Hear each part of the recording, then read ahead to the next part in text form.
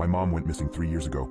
I just received her final text. You'll never understand the feeling of arguing with your mom, only for them to go missing the next day. After my mom revealed that I was an accident and should have been aborted, I blocked her on everything and refused to speak to her. It wasn't until the police showed up at my house the next day when I realized how much I'd regret arguing with her. Of course, I became a suspect in my mother's disappearance. An angry daughter gets into an argument and her mom goes missing soon after?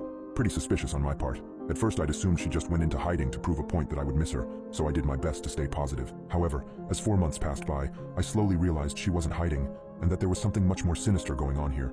After the detectives closed the case, I moved into my parents' house to take care of my dad, since he was completely distraught by her disappearance. After seeing my dad get ill from grief, I knew I had to figure out what happened, and I had a horrible feeling that it might have been because of me. I was so wrong.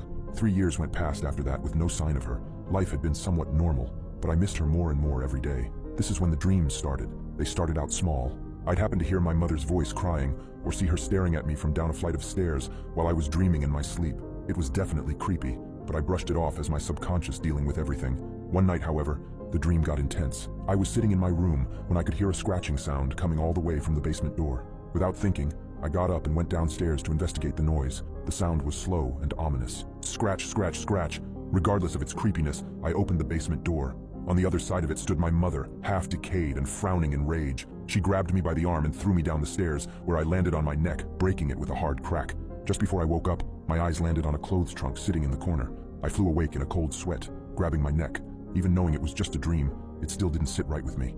I'd promised myself to see a doctor about this, since the grief was getting unbearable. The next night, the dream became even more vivid. I actually tried to stay awake as long as possible, not wanting to see my mom in my dreams. No one can stay awake forever, and I caved at about 3 a.m. The dream started out with my mom sitting on my chest while I lay paralyzed in bed. She stared down at me furiously, holding my phone in her right hand. With her left hand, she pried my mouth open, took the phone, and then proceeded to shove it into my mouth. It went in horizontally, so that it bent my teeth back into my mouth. I could feel it as they broke off, falling back into my throat, where I choked violently on them. Blood overflowed my mouth and poured out of the sides of my cheeks. My mother leaned in and, in a deep demonic voice, screamed, "Check your phone!" I woke up in tears and jumped out of bed. When it hit me that it had only been a dream, I breathed out a sigh of relief. I looked over at my phone, which had been sitting patiently on my nightstand. Should I? Was the first thought I had. Picking up my phone, I pulled up the Messenger app and scrolled through my contacts. When I finally reached Mom, I stopped. I held my breath and pressed the unblock option. A message immediately came through. "Diana, you have to come back, please. I got myself stuck in the clothes trunk in the basement. I can't get out." The date and time were July 17th, 2020, 4:45 p.m., a literal minute after I had blocked her. It felt as if the world around me had frozen. She couldn't still be in there, right? Dad had to have let her out or something.